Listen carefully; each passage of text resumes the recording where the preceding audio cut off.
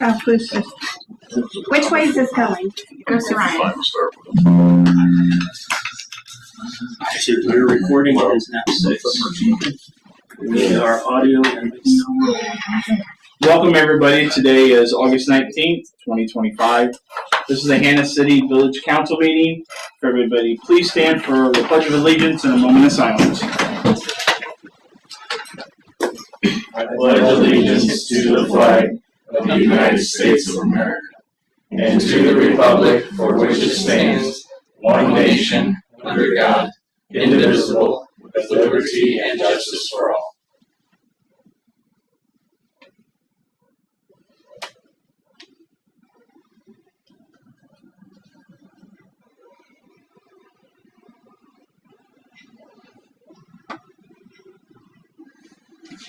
Thank you. You may be seated.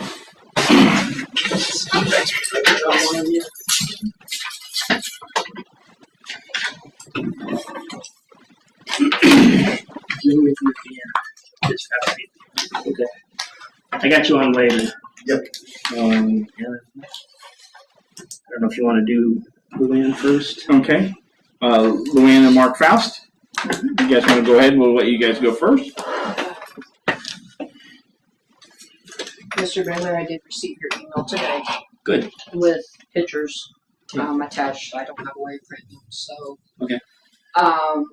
You guys have done a good job getting it cleaned up. The village was concerned about our property, Mm-hmm. and last time I spoke to you, I'd asked for the 60-day extension, and I feel we have come within the terms of the agreement of having the property as such as it is to your liking. Yeah, the only thing that's not in code right now is you have 7 vehicles of the property rather than 5, which we talked about 6 right. for an additional week, and I'm okay with giving you an additional week for the 2 as well. And my concern with that is we've had those vehicles for quite some time now, and they've never been an issue until you passed your new little ordinance, like maybe 6 months ago, I think it was. We did. But I've never heard any mention of it being retroactively applicable or anything. Well, So when we it's passed just a non-conforming protocol now. When we passed it, the ordinance goes into, I guess, law, and so if anybody has more than 5 vehicles, then they would be in violation as of it passing. So it's really not retroactive, it's just now you're currently in violation because the code changed. If it was retroactive, you'd be fined from the day you got the 6th vehicle on the property. How many years ago it would be, and you're not. So it's just from this point forward. I guess more what I'm looking, the phrase I'm looking for would be just the non-conformance aspect of it, because technically, like I said, they've been there for a long time before that ordinance came. Isn't there? Usually, most non-conformance is usually, if it's already there, then it just kind of sits there, and then For a structure, yeah.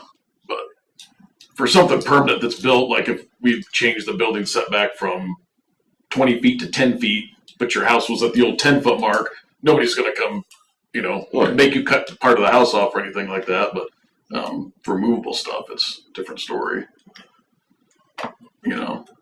Yes, I was just trying to understand it, that's all. No. I'm still trying.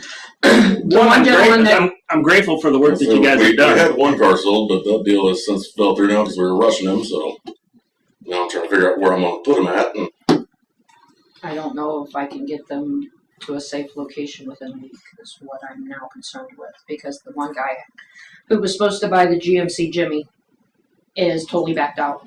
The guy that was supposed to buy the Sebring said he'd have it within a week. Now he wants another week. Now I'm getting the fact that maybe he's getting cold feet. Now, are these the same vehicles that were there 3 months ago? yeah, they've been there for years. Yeah, they've been there since we moved in. Yeah, when we talked to At the time of the initial complaint, where we first had issues, at that time I think we had 8, maybe 9 vehicles on the property at that time.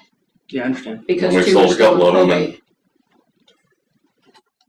Because the original pictures show the gray truck, which is now gone, and my mom's van, which is now gone. Right. But we And that's still, also when we had our daughter living with us, And which then we had my- her extra car there. so that made 9. The van's gone, the truck's gone, her car's gone. I'm still trying to get 2 more out of there. Yeah, I understand. So Yeah, I that's don't right. know if I We're still trying to find a place where we put them where they will be safe, because last place I stored vehicles, I had lost 5 vehicles due to a tree falling. And it took out all 5 of them.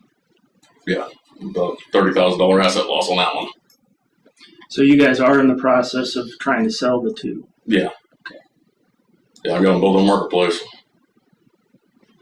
So I just get somebody that maybe want to offer me more than the lowball price of it. I was like, come on now, get out of here, make a reasonable offer, or don't waste my time. Sure. Yeah. Well, I don't know how the board feels. I don't know how to address this, and that's why I came to the board tonight. I took off work early to be able to come because my schedule, I don't get home till 7. So We also wanted to verify that everything else was within check, but we weren't going to get any more surprises on that.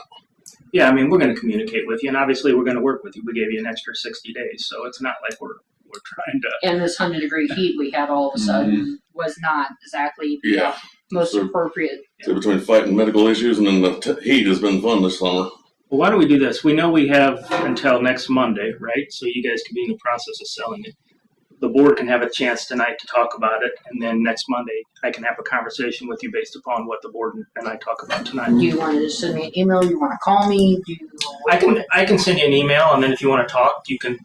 I'll put my number in that, and we can talk by phone, whatever works. Okay, because usually I'm off on Mondays, so that's mostly my medical care for the gentleman I'm taking care of that's inside my house. But I mean, I'm not trying to snowball anybody. I'm not trying to, not be in compliance. Oh, we understand.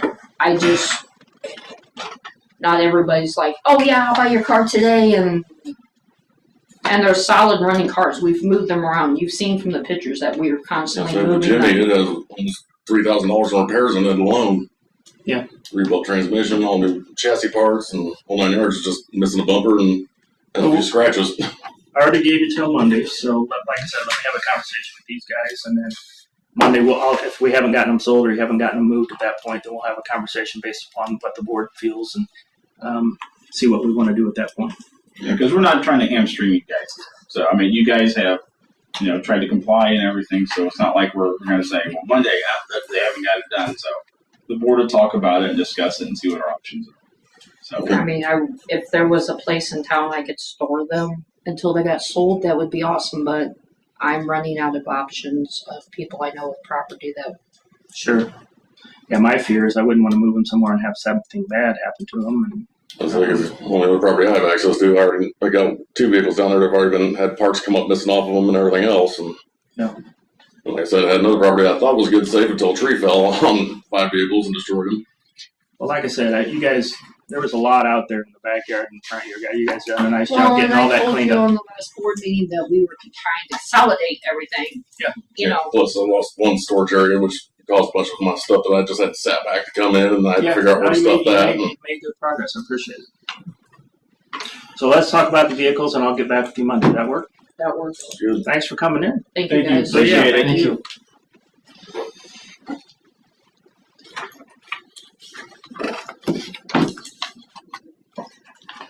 Aaron, you're up, sir. Okay. Does everybody know Aaron? If you don't know Aaron, there's a problem. Aaron Phillips, Phillips Salmon Associates. Been your auditor for a couple years now. Phillips Salmon Associates is a CPA firm out of Washington, Illinois. We do have a small office in Springfield. We've got about 13 employees, about 5 full-time audit staff that primarily do audits of local governments, school districts, some nonprofits, but for the most part, we focus on governmental entities. On the other side of it is, small business accounting, taxes, and then advisory services along with those. Small businesses, trusts, estates, retirees. So we've got a whole other department that your staff never see that work on the tax side of things as well. So just if you didn't know who we are, now you do. So your audit for April 30th, 2025, you have the bound copy here. There's also a communications letter that is stapled. And then there is one other report, which we don't have done yet, which is the annual financial report, which is an online report that we file, that we basically take the big audit and we put the numbers into the Illinois Comptroller's website and submit that to the Illinois Comptroller. So that is due like October 26th. So we will get that done here in the next few weeks. So, but as of right now, you're 95% complete with your compliance requirement to have an audit. The audit went well. I was out here for a couple days myself. Worked on the water and sewer billing collections system. Sarah did a great job there. I think it's her second time going through the audit. I think she was part year the first year, the second year, so it was all her for the whole year. Everything was meticulous. Everything was really well done. I didn't see any adjustments, anything that looked weird, where she didn't know what she was doing or had there was entries going. I mean, it was as clean as I've seen. So, and that's kind of a high risk area where if I do come out and do audit work, I typically do that area because all of your other revenues, I can confirm your revenues from the state, from the county. Everything else that comes in here is I can go out to the state website, I can go to the county, and I can verify it, third party. That's the only one that you're in control of billing, you're in control of receiving. So there's a little bit from a risk, from an error standpoint, there's a little bit higher risk. So I always, if I'm doing something, on an audit, I try and do that area. And like I said, it's probably one of the cleanest I've ever seen. So good job there. On the accounting side, more on the Cassandra side, we didn't find, I don't have anything to report on that as well. Expenses were in the right categories, our testing, we do a bunch of testing of invoices, capital improvements, we're looking at probably all of those. We do a random sample of expenses, and so we're randomly just selecting off your check register and then running those through the system, make sure that they're, properly approved, properly, coded in the system, in the right fund. We didn't find anything, out of the ordinary when we were doing that testing either. And then from an accounting standpoint, bank reconciliations, everything being tight on the accounting side, general ledger side, very good. We didn't, what's called a journal entry is when we come in and there's things that need to be adjusted. And typically we do have adjustments when we're doing audits of local governments. But here we don't. And that's because, the staff that you have in place is top notch. So, thanks Cassandra, Brian, for doing as good of a job as, when there's an issue, Cassandra's either reaching out to me or she's reaching out to the software people and getting the answers. So it's right. We're not, she's not letting things go or anything like that. So it's about as good of an audit as we see. So good job. Thank you. And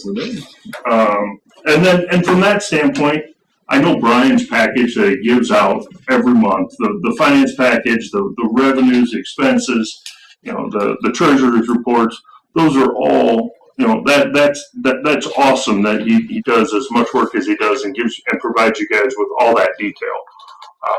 And we come in at the end of the year, we audit that, and we don't have any journal entries, we don't have any changes. So, from that you can say, on a monthly basis, the stuff we're getting from management is accurate. So again, overall, you come in here, you do an audit, things look great. The reporting, what's being presented to the board is top notch. I mean, I don't have any suggestions. I don't have anything for improvement. I think you guys have made all those changes and have done all that at this point. So on top of that, so the audit's done. There is, so with the solar credit, There's a credit from the Illinois, which the solar company is handling that. And then there is an IRS, there's a 30% credit from the IRS. And so to get that 30% credit, it takes applying for it through the IRS and getting approval. And so Brian asked me to do that process.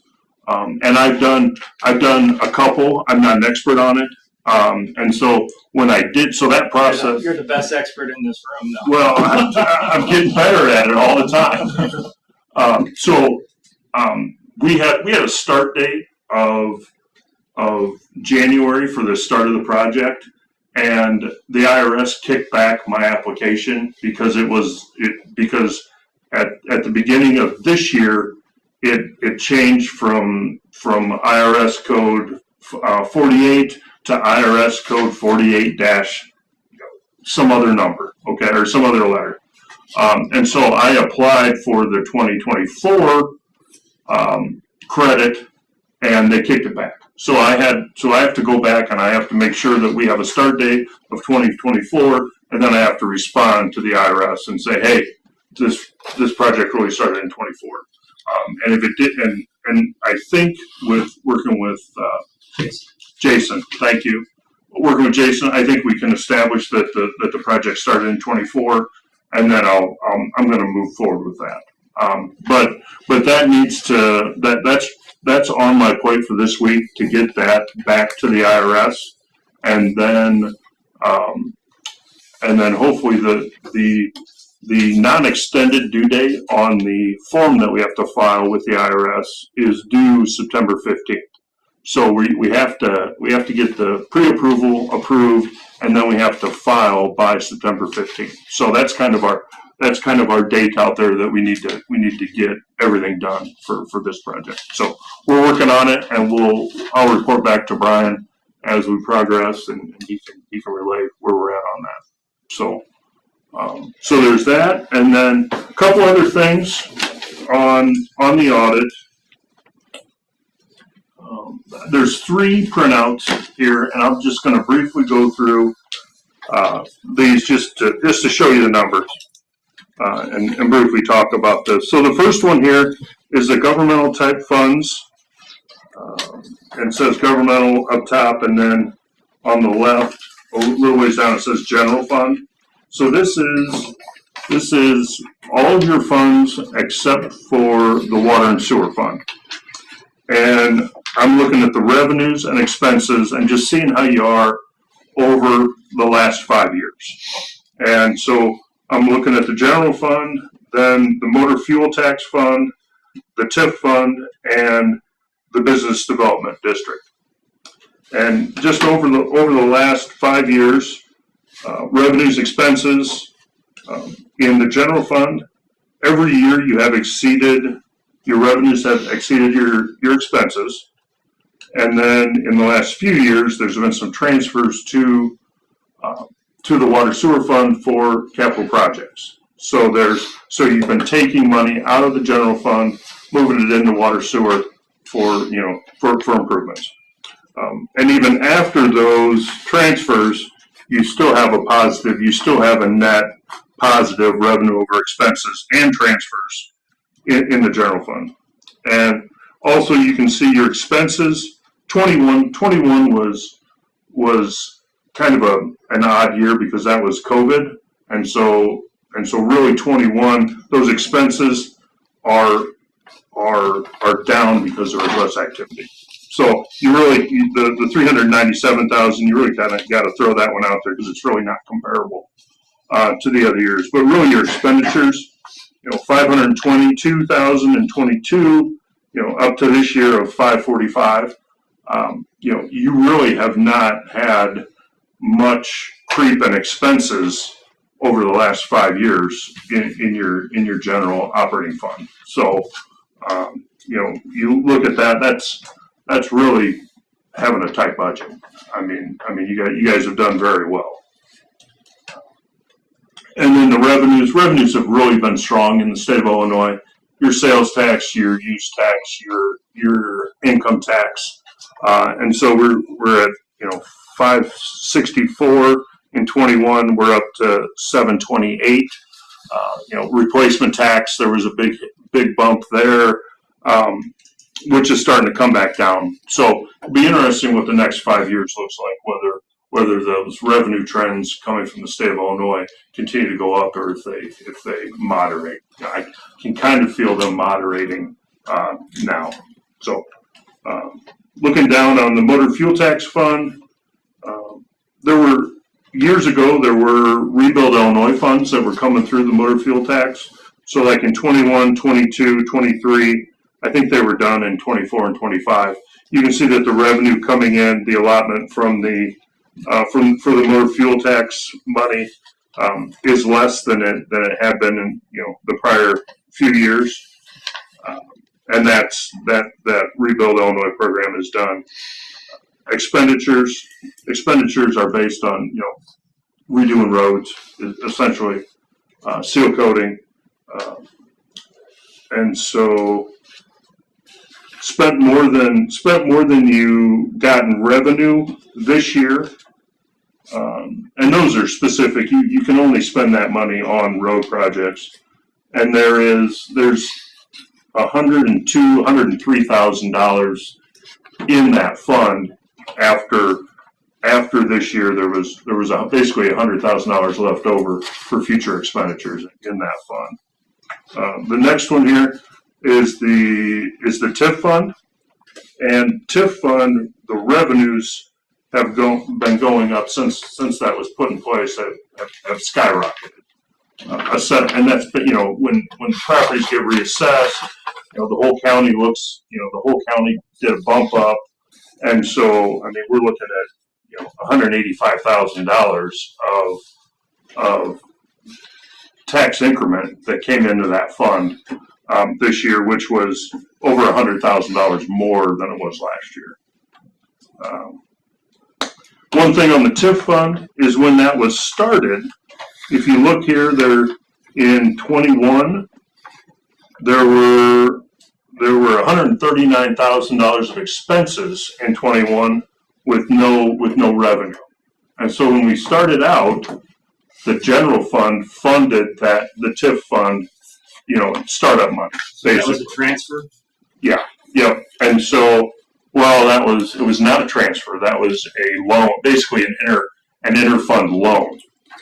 And so with the thought that the TIF fund, as it generates money, will repay the general fund that startup money. So right now, I've got on the books, it's showing 139, but actually in total, I think it's more. It's like 157. So at some point over the life of the TIF fund, and I know you've got projects budgeted, I know you've got plans for all that money, but at some point you're going to want to pay that money back from the TIF to the general fund. Or at the end, if there's no money left over in the TIF, the general fund is just going to have to eat it. So at some point over the life of the TIF, I would think that you would want to budget plan somehow to repay your general fund for the startup costs. So anyway, so you guys know what we did is Cassandra keeps a list of budgetary notes file that anytime anything comes up during the year, we say when we budget next year, we want to do that different, or we want to change that, or whatever.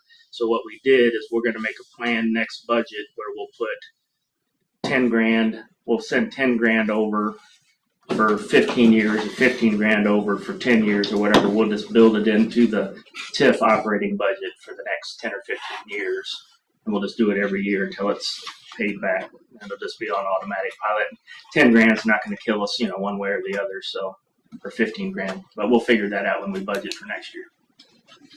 Awesome. Thank you. And so the next one, business development district. That additional sales tax been pretty consistent. Actually pretty steady. In 23 it was 141,000, and then it's 134, and then again 134,000 this year as well.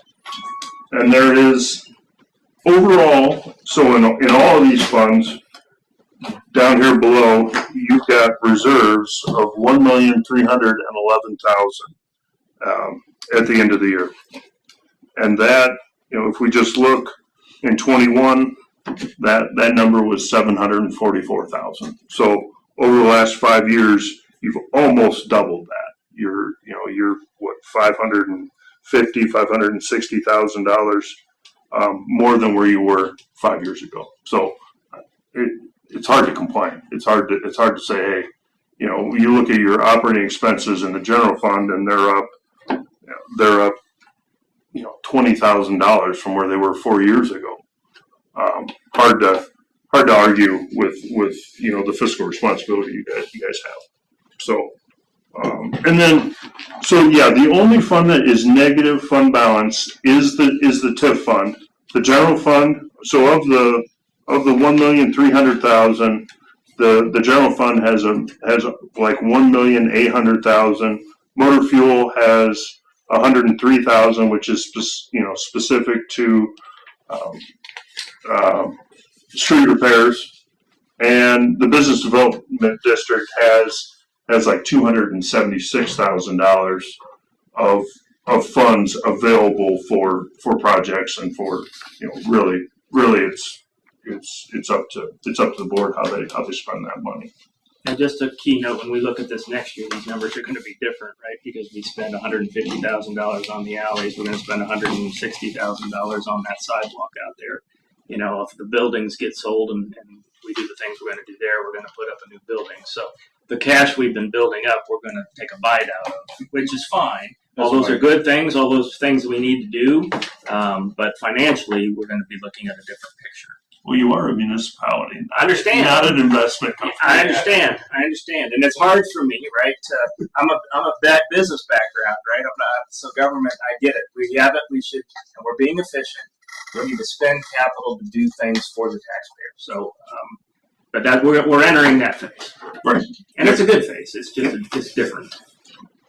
And so the next page is the enterprise fund, which is the water and sewer funds. And Illinois American fees have really skyrocketed over the last few years. Oh yeah. And so you passed on those fees to your users, and so you can see that revenues in 21 were $445,000, and now they're almost $702,000. Expenses were $718,000. Of that $718,000, where's that? Like $276,000 of that is Illinois American. So that that expense really drives the rest of these operations.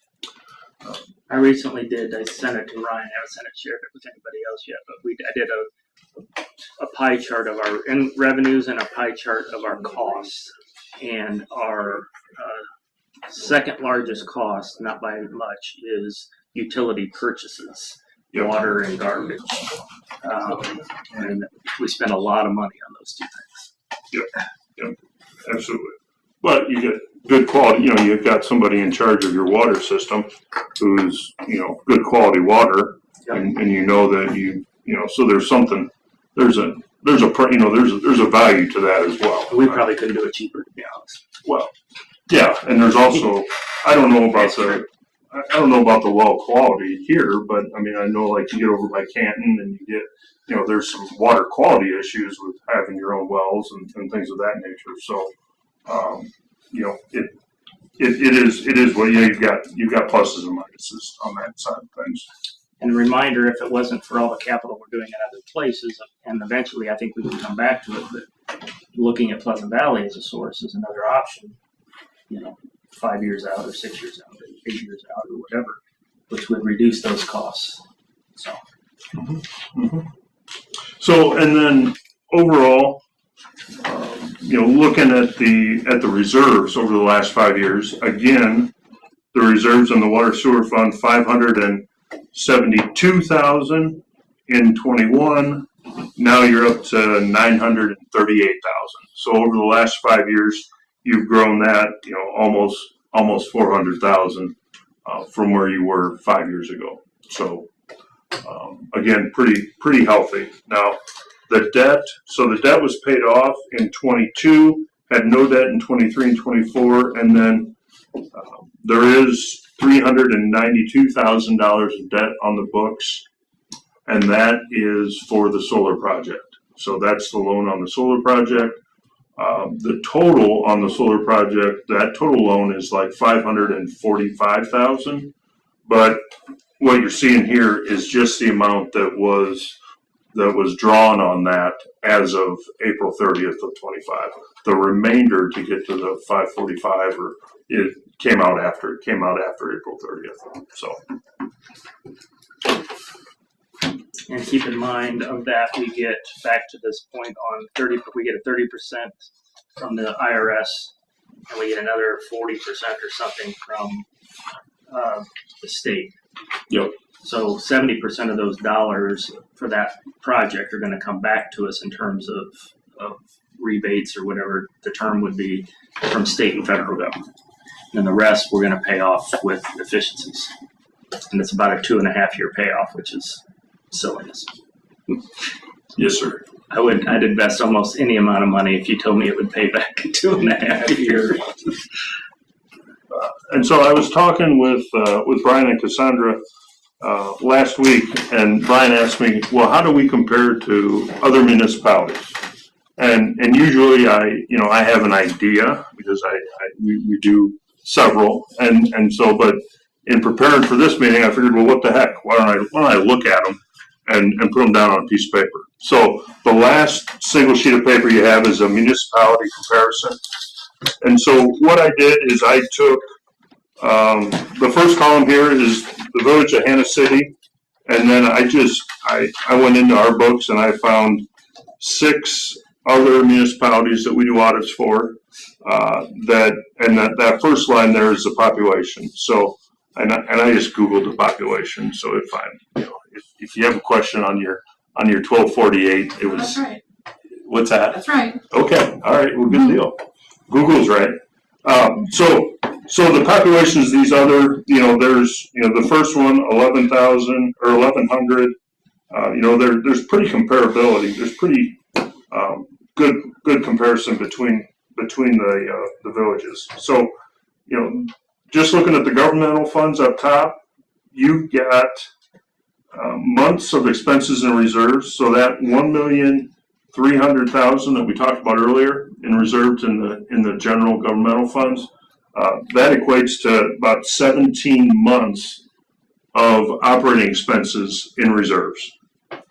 And just looking out over these, I did have, if you look at B, I do have an error.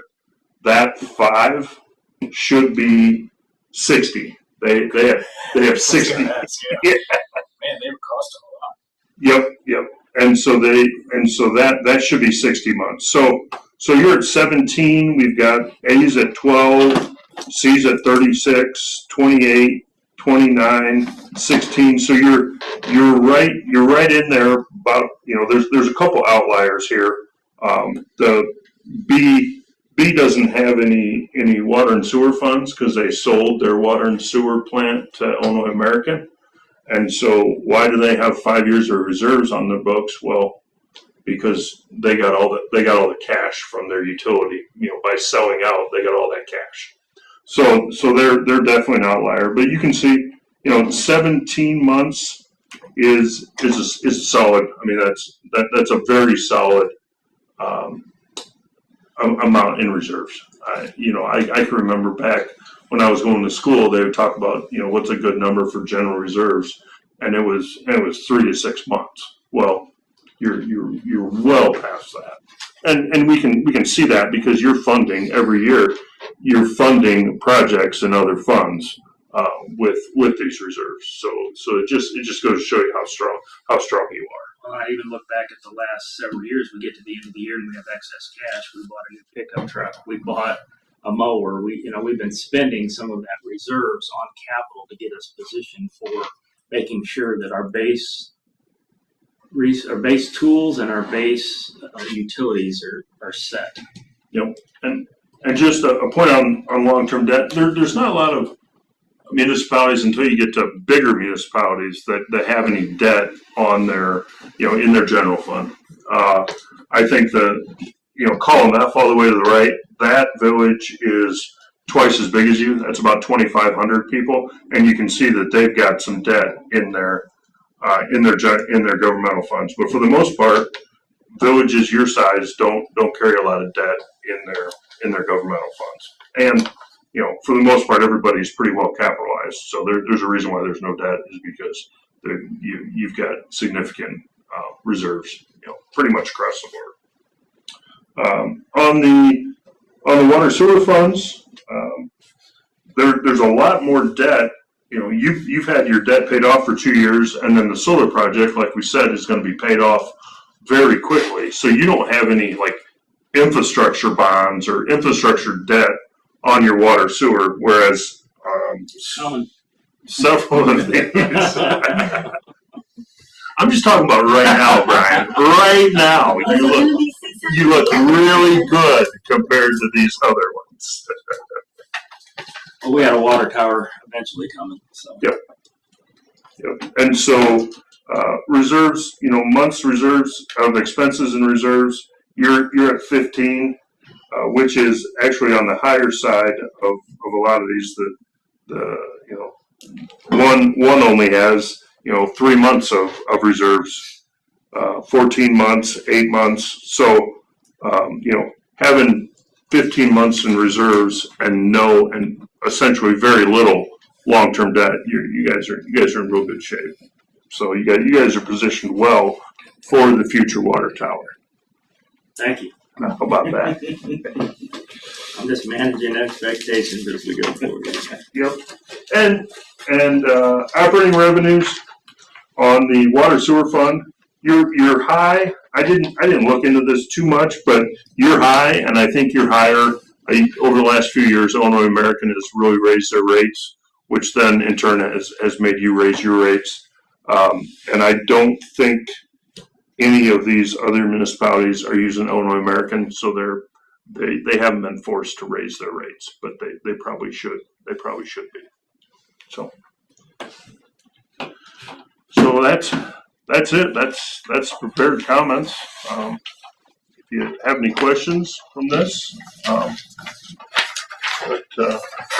can entertain those now. And if at any time you're going through the audit or something comes up and you have questions, you feel free to reach out to me. Brian and Cassandra have my email address and my phone number. So.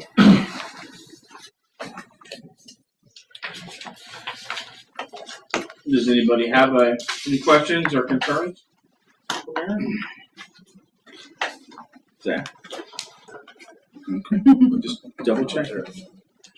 Well, thank you very much, Aaron.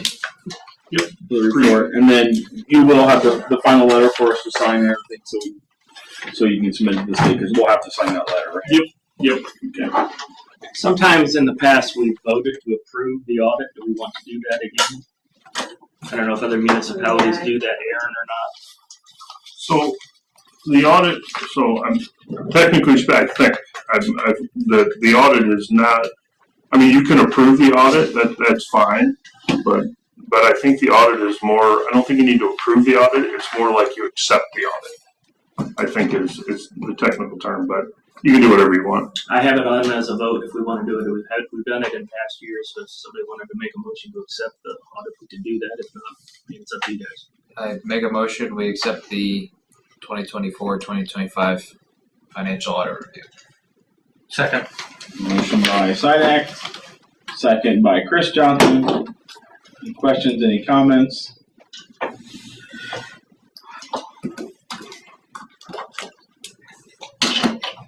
And we'll roll call it. Weaver? Yes.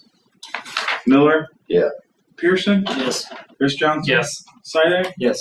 Rixell, yes. Motion carries. Aaron, you're free to go. Okay. Well, appreciate it. Thank you. Won't Thank keep you. Any longer.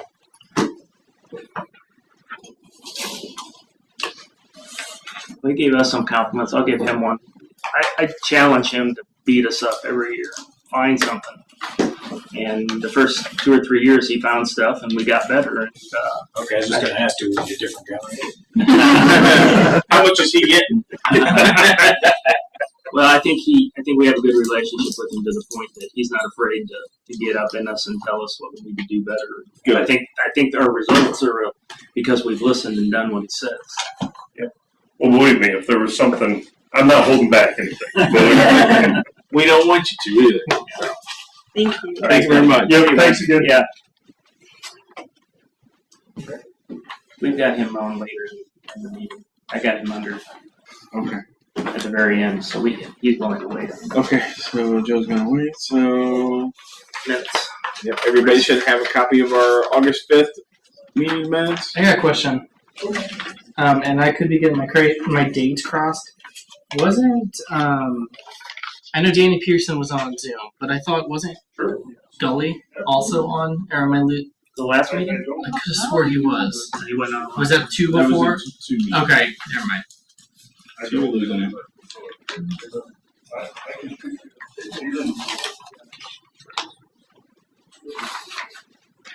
Make a motion, we accept the previous meeting minutes as submitted. It's getting longer than East. What the heck? There was a lot. And it's bigger now. That's true. Because I made motion- it bigger because when I send it to in the paper, it's just Motion by Sidak, second by Pearson. Or Johnson, sorry. Any further comments or questions? All those in favor signify by saying aye. Aye. Nay. Motion carries. Treasurer's report. Pretty light report tonight. 10,000 for the bills. It's a pretty light week, so nothing really out of the ordinary. Ameren. Yeah, the big thing was the sheriff's department. Yeah. So, any questions for me? Need more weeks like this. I know. Yeah, we need more months like this. I will tell you, Ryan and I have both talked to the staff at different times, but as we're going into all these new expenses, we've kind of asked the team to be on an austerity mode. That we're not going to spend it unless we have a need to spend it, at least temporarily, until we understand all that's coming at us and what the impact of that's going to be. So hopefully we'll see fewer expenses. What was the engineering cost for Contact? Oh, that contact is culverts. Okay. So it's engineered solution. It's contact engineered solution, but they make culverts. Yeah, I think, remember when the guy went off the road over here and then left his truck in the ditch and then he ended up dying? Yeah. Those guys decided to put a new culvert in that ditch and cover it up. I think that's what it was that they ordered that. I think that's what it was. I think so. Yeah.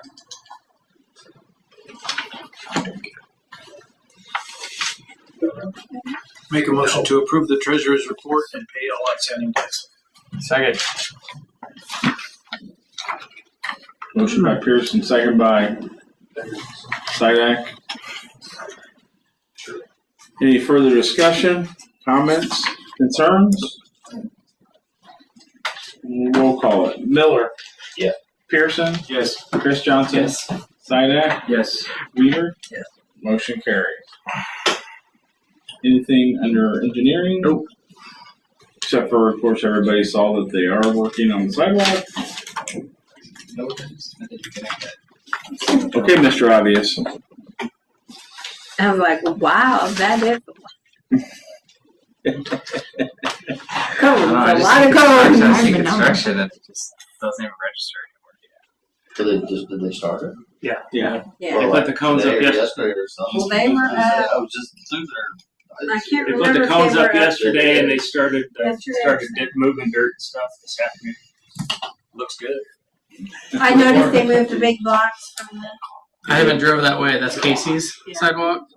I haven't been up there either. Oh yeah, it's you're like, ooh, I didn't realize traffic was gonna be this tight. It's down to 2 lanes. Yeah. So And I'm like, And people will still go 80 miles an hour at are what, they having what was it? trouble 7:40 or 6:40 in the morning? with those wide ones coming out this way? I'll have to see. So. Engineers report, or excuse me, Nothing. attorney's report, Shauna? Yes, we're trying to finalize all of the documents for the real estate transactions. The sale of the public works property seems to be moving along quicker than the purchased property. We are waiting on some signed documents for that, but other than that, I think we're doing well and getting close to the closing on both. We have signed documents from Ergonomic Partners for the purchase and for the TIF redevelopment agreement. We have signed documents from the Sportsman's Club on all 3 easements. We have submitted the documents to the 104 Main Farm people, both that included the easement and the purchase of the property. I sent them a reminder today, or a follow-up today, and said, any news on your end? I've not heard anything. So we're waiting on signatures there. Once we have those signatures, then we'll go to close, and then after close, we can do the easement with the other people the neighbors on the other side, but they seem to be good with what we're talking about, so. Pray for a signature on the purchase documents. Yeah. I don't think there should be a problem. We did everything that they asked for, so. And nothing else in, Shauna? No, that's it for tonight. Okay, thank you very much. Report, Mr. Bailey. Yeah, just July financials. So this is the 3rd month. So this is 1/4 of the year, fiscal year done. Believe it or not, 1/4 of another fiscal year is done. If you look at core funds, in total we had income of 145, a little better than budget. Expenses of 264. Keep in mind that the alleys are in that number. So if you turn the page and back the alley number out to 151, 124, we were actually positive 31,392 for the month. Yes. Then you look at the July core funds by area. General was down, but again, that was because of the alleys. So again, flip the page, back the alleys out. You can see each of the areas was positive, with the exception of garbage, and that was because of the audit expense. We made some notes, but we need to put the audit expenses in the months they happen. I think we divided by 12 this year, so we've got to get that fixed. So the summary, positive 31,392 for the month. General was positive 13. State income tax seems to be really strong. Expenses were worse than budget. Our audit expenses were higher. Our lawyer expenses were higher. And then captive G we pay once a year. Water was positive. Income was on budget. Expenses were a little bit better than budget. Our purchases continued to be down a little bit, at least in terms of what we're paying for them. Our usage, though, seems to be pretty much close to on target for where it was last year. Sewer was positive, pretty much break even. Property taxes were good and repairs were good, and then garbage was negative because of the audit.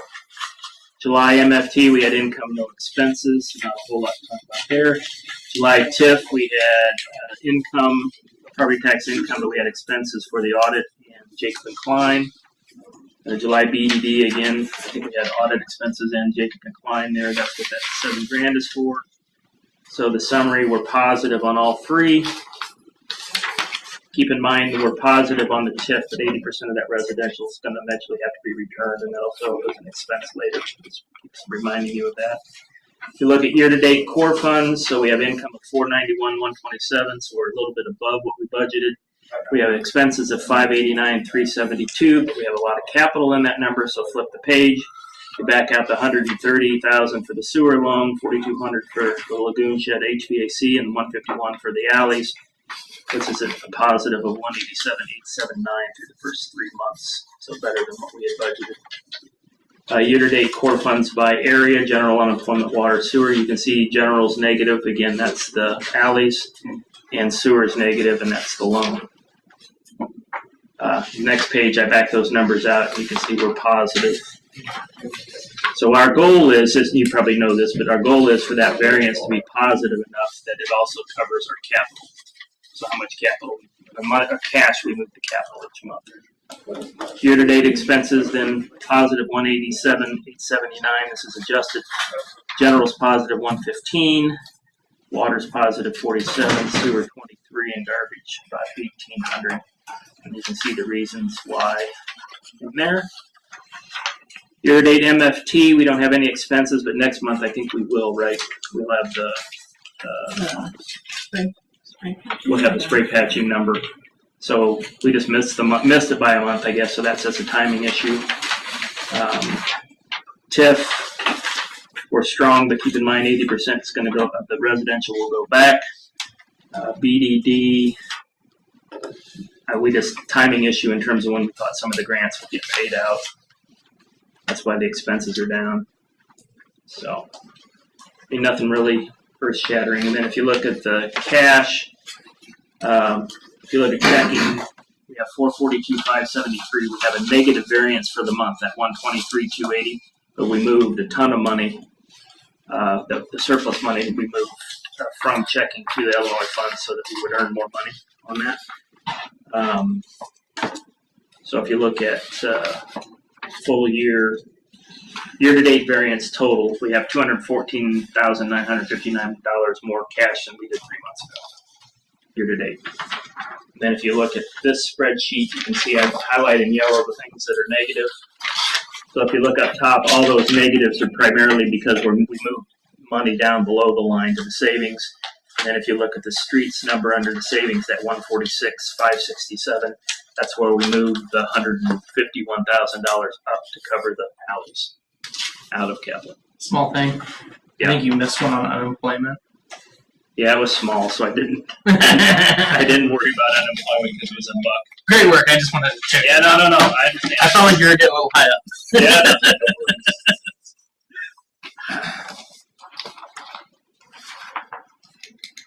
Any questions for Brian? Good work. Yeah, thanks. The one thing I would tell you is, you guys know Cassandra's doing some work for Bellevue. That's because of Aaron. He did an audit for them. Kind of told them what they needed to do and what the help that they needed. So she's been down there doing that. And just a heads up, I've been asked to go look at Bartonville's financials. It'll probably be this Thursday of this week. So they've just asked a guy who runs a company called Hometown Consulting already has a relationship with them and heard about what was going on here, and they want somebody to come look at their numbers. So I'm going to do that. Start that on Thursday. They're not paying me anything. I'm just going to help Bartonville's. Where some. I'll talk to you later. Some of us went to high school. I'll talk to you later. Yeah. Washington's looking for a administrator. All right. Yeah. You go and break your legs.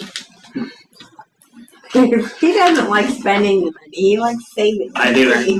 Like making it. That's it for me. Okay. Thank you very much. We'll go to committee reports. Finance, Mr. Pearson. Most of it's either been covered already or will be covered soon.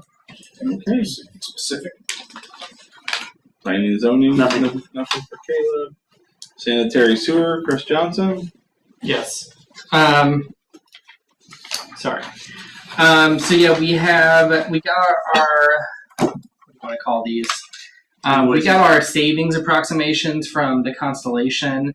Ended up being about $1,200 per month for 3 months, give or take some, due to some variances there in the months.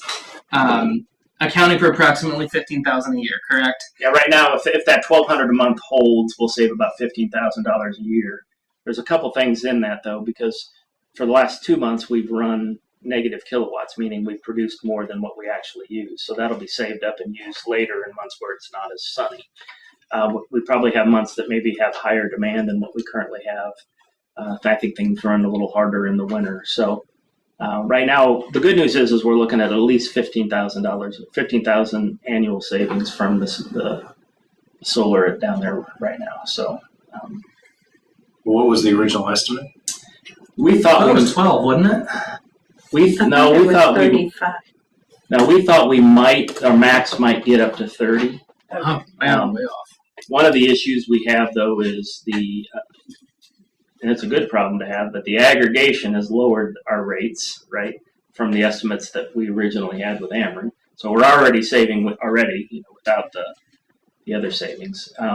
But then when I had Jason Hawksworth look at our bills because we still had a $300 bill one month and a $500 bill one month, and there's some other charges in there that I just wanted to make sure were legit. So I had Jason to go over our bills, and he said that that'll look fine and normal. So we probably have to generate way over, what we thought to have a zero bill or a credit financially. We're banking the surplus kilowatt hours month to month. But it doesn't carry over for the year, but we can use it during the year anytime that we want to. And it automatically uses it. Yeah. Yeah, it automatically does that. So I didn't want to say I didn't, for this year when I budgeted, I put in the full expense of the loan and I put in the full expense of our history on the electricity. So even the $1,200 or $15,000 that we'll save annually, we'll see that savings this year because we budgeted for the full go because I didn't know what it was going to be.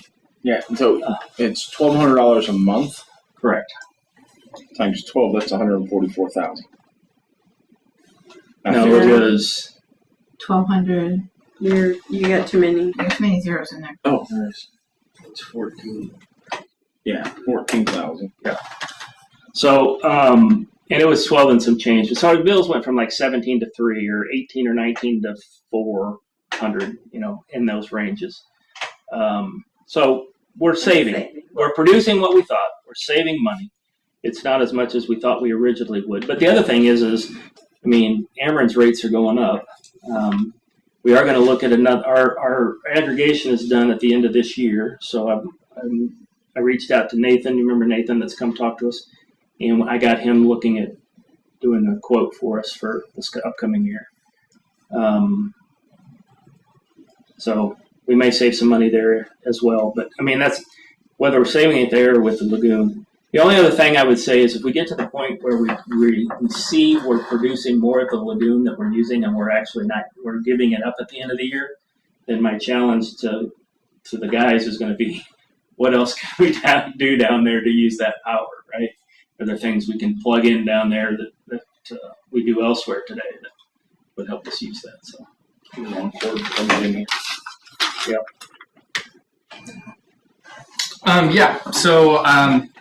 we talked about last meeting the sewer line kind of being on hold. We're getting some quotes right now. We do have a quote to estimate the capacity to see what we're looking at before we spend the money, correct? And we want to do two things. One is I want somebody, and I haven't found somebody for this yet, but I want somebody to come to do an operational assessment. So water flows in, it goes through here, it goes to the sand filter, then it goes to the other sand filter. Everything's working correct. There's nothing plugged. It's flowing as it should. But I want somebody to do that. And then because Jim feels like there's some times with heavy rain that we have a capacity issue. And he's worried that it's going to overflow the banks. And so the second step then would be what he's talking about, which is to have somebody come out and do the sonar thing and tell us how full the actual lagoons are with material. And that's fairly expensive. It's $12,500. Yep. $12,500. So I think right now it would be prudent to hold off on the sewer lining because that only makes that problem worse, right? Mm-hmm. If we find anything doing these other two things that we need to fix, we'll need money to do that. And then we can always restart the sewer lining next year, or if we've got money this year, we can do it or whatever. Does that make sense? Yeah. Okay. For sanitary, that is end of report. I have water whenever you're ready. Water, go ahead. I'm going to start off with our shutoff report. I have 26 in shutoff. Total amount for shutoff is $6,442.15. I do have a question about this. I hate to break order here. I've never seen this before, but I have about $2,000 and about 7 addresses that are all registered to the same person. Principal property. So those rental, how does that work? Is it principal property? It's all those there's 7 of them, yeah. So the principal property management company pays the sewer bills for all of their properties. And so if they're not paying them, they pay them all in one check, basically. Interesting. Yeah, I'm sorry for interrupting. I'd never seen that before. That's kind of what I assumed it was, but I wasn't sure. I have 2 on level pay. I have no amount listed on level pay. 6 in foreclosure. Foreclosure amount is $632.84. And then approximate gallons sold, I have 2,335,583. 2,335,583. We good? Nothing in the water tower. No news. This kind of goes back a little bit to sanitary, but also for water. Jim kind of wants to replenish our hand meters. We've kind of used our inventory. I wanted. Could you mind speaking a little bit more to Yeah, we bought, remember a couple years ago, we bought inventory just so he has them on hand, so if something breaks, he can take them. But we've gone through the whatever 25 that we bought. He just wants to replenish those 25. So he's got 25 bases and 25 heads or whatever. And that's what we have here for this meter quote. Yep. Okay, so good deal. And so yes, I do have a meter quote here that you guys will see from Midwest Meter Incorporated. Those are those meters we just discussed. It's a quote for $7,000. I'd like to make a motion to pay the $7,000 out to Midwest Meter Inc. for meters, upper and lower meters. Does that work? Just approve the water meters. Just what'd you say? What do you like? Just approve $7,000 of Midwest. I'd like to approve. $7,000 to Midwest Meter Inc. Motion by Chris Johnson. I have a second by Weaver. Any further discussion?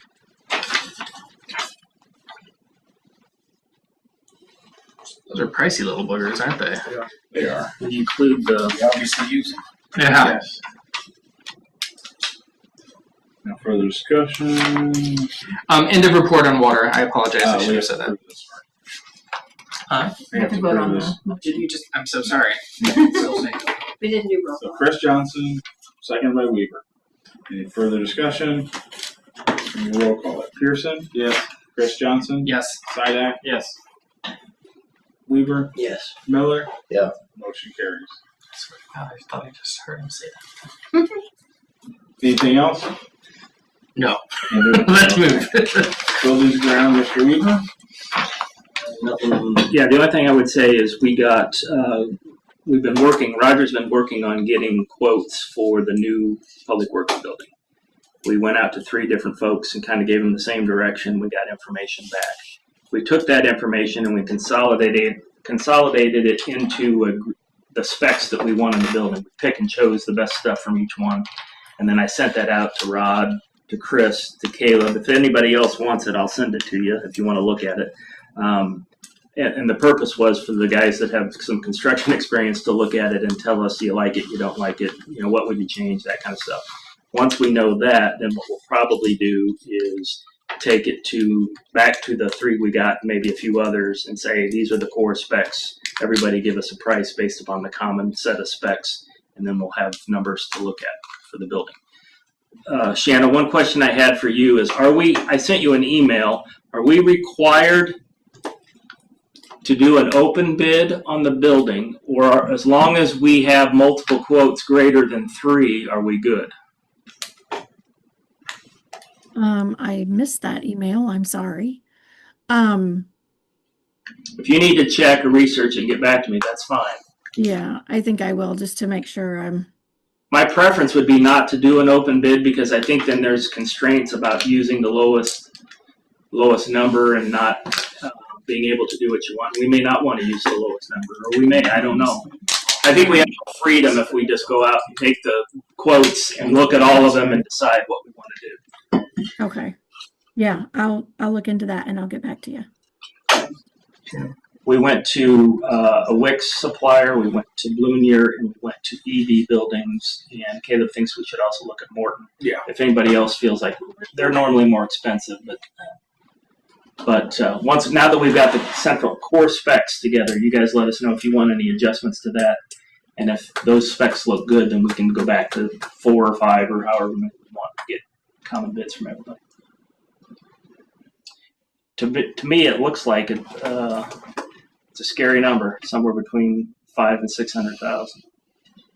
Didn't we originally Well, think we 657? 750. We thought we built an analysis on 750, but that also includes the roads, taking out the trees and the houses. But I think the roads we're going to do, I think taking out all the shrubs we're going to do, we're going to have 5 or 6 trees that need to come out. The houses we're going to have somebody do. So that's going to have an expense. But I think we'll be shy of the 750 that we built the model off of. I think we'll ultimately wind up. Our working theory is, and Ryan and I's, is that we use cash to pay for the costs to prepare the site, and then the only thing we finance is the building. I like that. And we got $47,000 to buy the building or property too, so we'll be under the 750, I think, but close. But we'll probably only finance 5 to 6.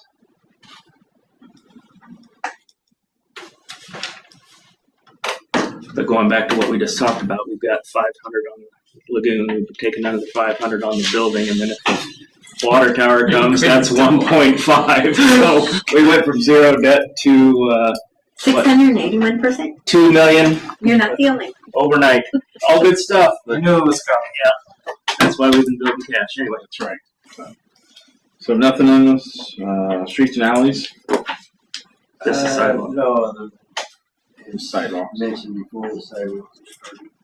CEDC, Mr. Sidek? All right, we have a funding release to vote on, but real quick, Brian, for some reason, I cannot figure out why. I've been combing through my emails. I have a meeting on my calendar for next week. Did we actually set next Thursday for a CEDC meeting?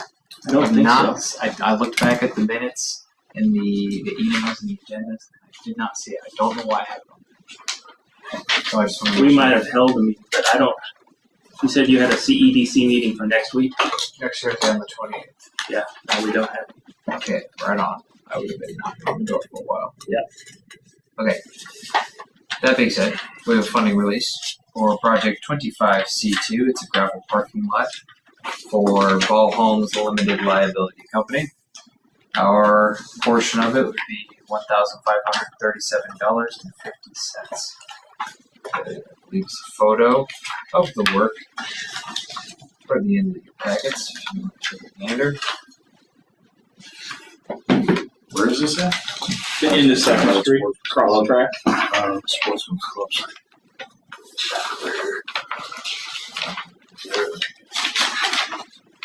It's kind of odd because it looks like our road goes on back there, but our road actually ends about where or at the railroad. At the railroad. Right. And the rest of that's back there is all private owned property. It looks like it's our road, but it's not. It's still Second Street and they still have addresses, but it's all privately owned. So I will make a motion that we approve the release of $1,537.50 to the owners of Project 25C2. Second. A motion by Sidek, a second by Chris Johnson. Any further discussion, comments, concerns? A cheap commercial project. Then we'll roll call it. Chris Johnson? Yes. Sidek? Yes. Weaver? Yes. Miller? Yep. Pearson? Yes. Motion carries. End of my report. Mr. Miller, incident report? I don't have anything from Angie or Josie. Any kind of emails? Josie had one on August 3rd and said, sorry, they're not available. Yeah, they said, I got the same note. They said that they were having a software issue or something. Yeah. So the system was down temporarily. Yeah, you're right. I forgot about that. Yeah, I'll reach out to them and see if we can get an updated one, so. They're normally pretty good about that. Yeah, it's the first time I've never since I've been here. Yeah, also an administrative, did anybody here get an email from Nicole Morrow? If you check your email, if anybody got an email from Nicole Morrow, Peoria County, please delete it. Don't save it, don't open it, delete it. Any idea when? Would have been today. I haven't. I haven't either. I haven't checked mine. So I'm probably Yeah. the winner. It'll probably be like a payment or a notification or an invoice or something like that. Oh. So I may have gotten that. I delete those automatically okay. because I don't pay bills here. Yeah, I left mine in my inbox so I wouldn't forget about it. Yeah, her email account was hacked. Okay. So, and then of course that spread to one company and then to another company. So it's been bouncing around all Peoria all morning. Okay. Under other business, Joe. You're up. So what I did is I in their documents they've got the 3 things you sent me. The easy is 1, 2, 3, the engagement process, and also the document. And if you want me to introduce you, I can. I can introduce myself. Okay, great. I wasn't actually planning on speaking today. I just figured that I saw it on the agenda. Yeah, I put it on the agenda, but tell them what you do. All right. So for those of you who don't know me, my name is Joe Hitchcock. I'm retired from the city of Pekin as a police officer. Graduated from Farmington in 1994. Won't hold that against you. Yeah, well. And when I retired from the police department, I started looking for a second career. I started looking for something that I could work for myself because, 22 years in law enforcement, you get tired of taking orders from other people. So I ended up finding a franchise called Schooley Mitchell. Schooley Mitchell is the North America's largest cost-saving consultant. We've got over 25 years in business and 32,000 clients. We've saved our clients over $1 billion in that time. What sets our consulting apart from other consultants is everything we do is contingency based. So I don't make a nickel unless I save you a dime first. I like that aspect of it because I have to bring you value before I receive anything myself. If I can't find you any money, any savings, then there's no cost. I take all the risk and I still have to pay my analysts regardless, but there's no cost to you. If I can't find you any money, any savings through your vendors, then you will get a report from me saying that your vendor relationships have been looked at by the North America's largest cost savings consultant, and you're fully optimized. Here in Aaron's, I talked to Mr. Baylor, Brian. I talked to Brian a little bit. He was telling me about some of the efforts you guys have taken to stay fiscally responsible. Here in Aaron's report today, that just really confirmed that, and you guys are really to be commended because a lot of municipalities I walk into aren't necessarily as fiscally responsible as you guys. Brian also said that your 2 largest expenses are water and trash.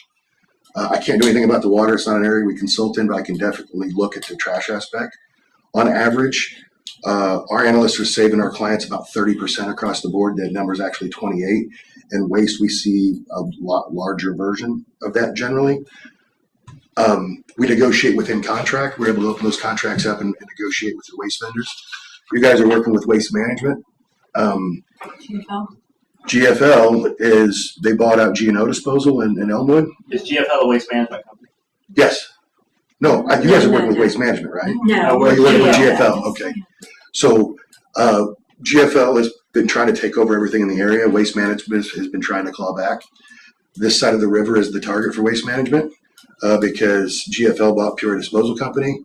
When they bought PDC, they also bought the landfill over there. So they get to set the dumping rates. So that side of the river has been heavily marketed by GFL. So what we do is we will come in, we look at and negotiate with your waste vendors in contract. Waste is one of those areas that's highly competitive. You guys have all heard the Verizon commercial, bring your phone to Verizon, we'll pay off your old contract. I see that happening a lot in waste as well, especially with municipalities. I can go and talk to a business who's got a dumpster behind the building that they pay $500 a month for, and I can negotiate that and save them 40%. And that's a net positive for that business if I can pull back, a couple of $100 for them. Municipalities in your guys' position are totally different.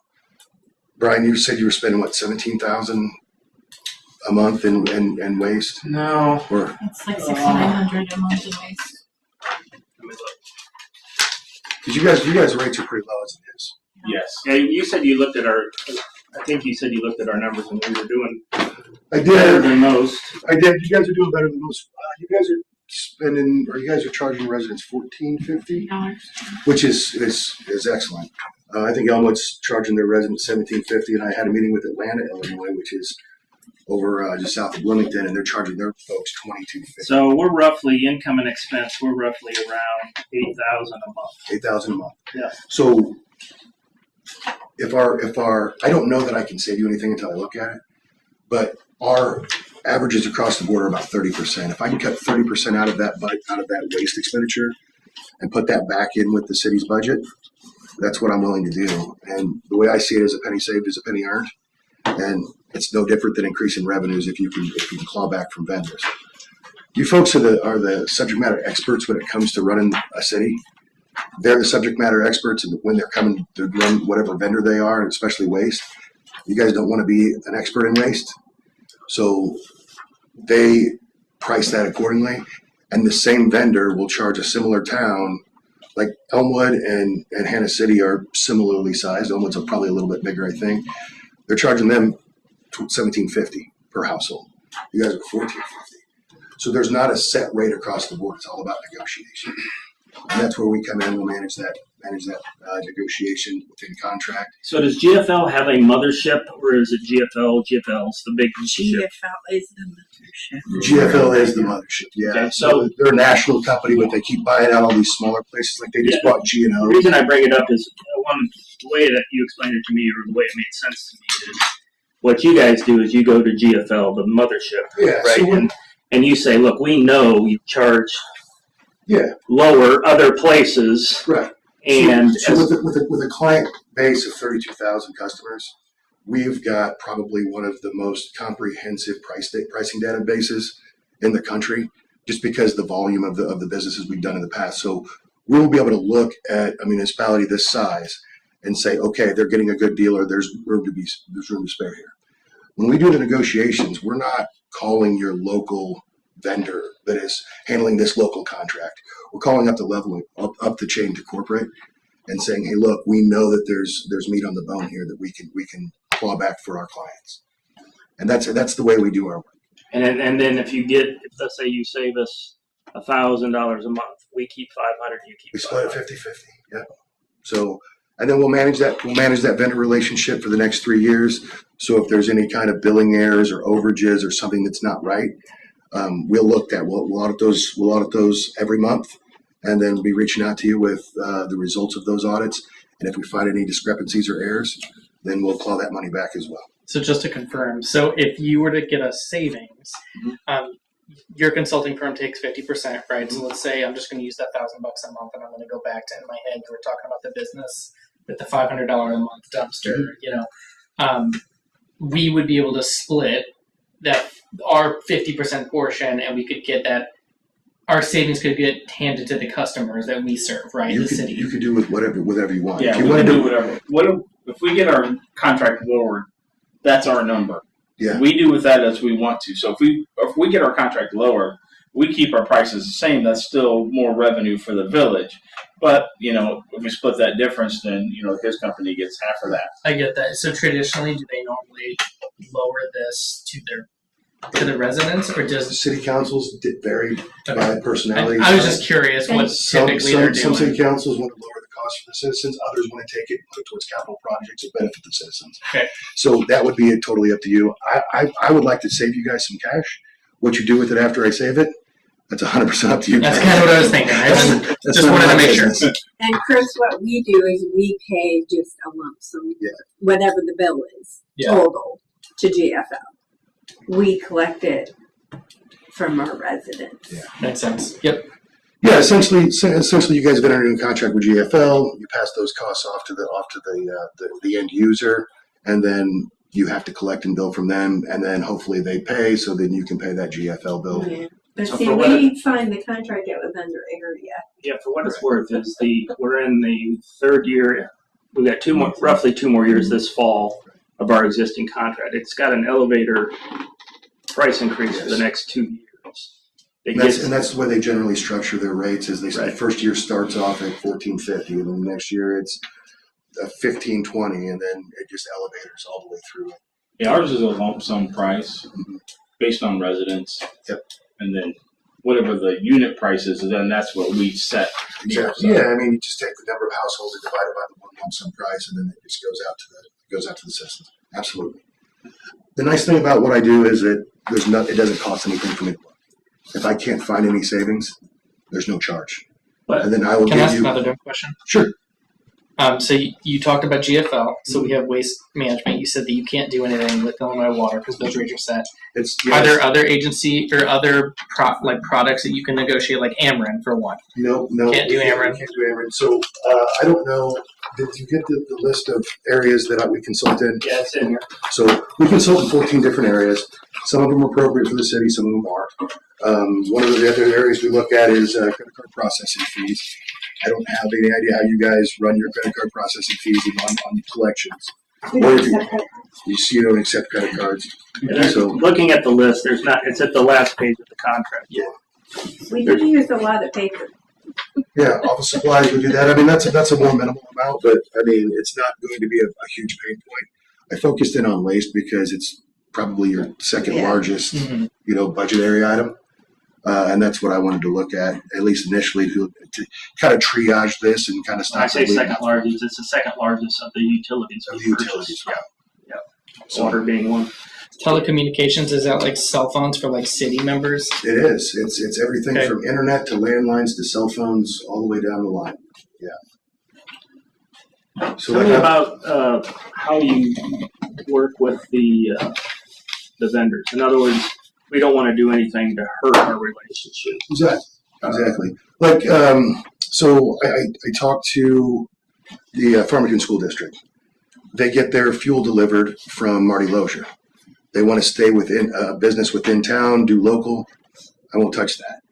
I mean, I don't do anything unless you tell me to do it first. I'm not going to go on and operate by myself. But if we decide to move forward, my point is that we can do this by putting our thumb on somebody, right? Right. Or we can do this we don't know you, but we want it done in a professional way. That when it's all said and done, they may not like the fact that the price went down, but they understand it's business. And 80% of the time that we do these negotiations, our clients stay with their current vendors just at a lower cost. And as far as we're not going to go in and strong arm folks. We're going to show them numbers. Be like, hey, look, you're doing this for this municipality, this size. Here's where our municipality's at. What's the difference between what's the disparity in the price, and we'll negotiate those costs. And at the end of the day, the vendors know who we are, and it's just the price of doing business. They're taking their knowledge of their space and leveraging it against your lack of knowledge in that space.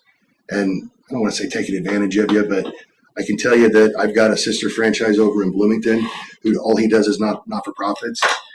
He negotiated a waste contract through Republic for this non-for-profit. They kept Republic, but at a rate that was reduced by 80%.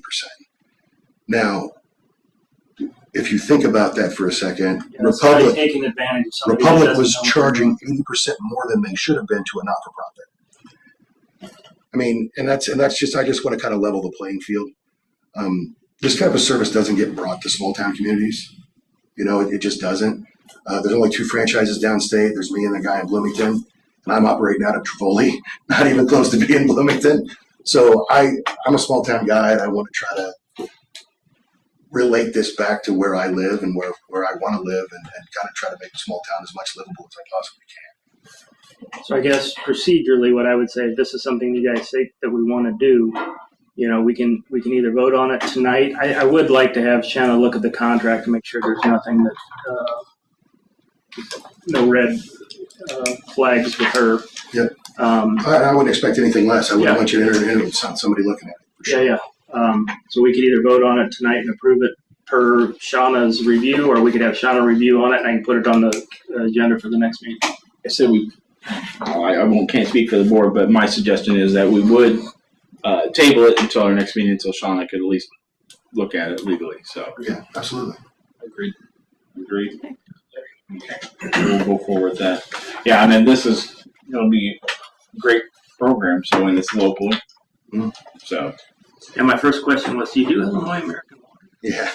Illinois American Water and Ameren. Yeah, would be great. If you did those 2 things, you'd make a Yep. The problem is that the infrastructure's in place for those folks, and it's really hard to dislodge them to get somebody else to take it over. So they've kind of got somewhat of a monopoly on those two items. Is there any questions for me, guys? Thank you. I'll hang out and if someone wants to ask a question. Yeah. No, we're good because I think we're going to go into an executive session in a little bit. So. Yeah. Brian. So you have Brian's card. I'll give you one of the cards too.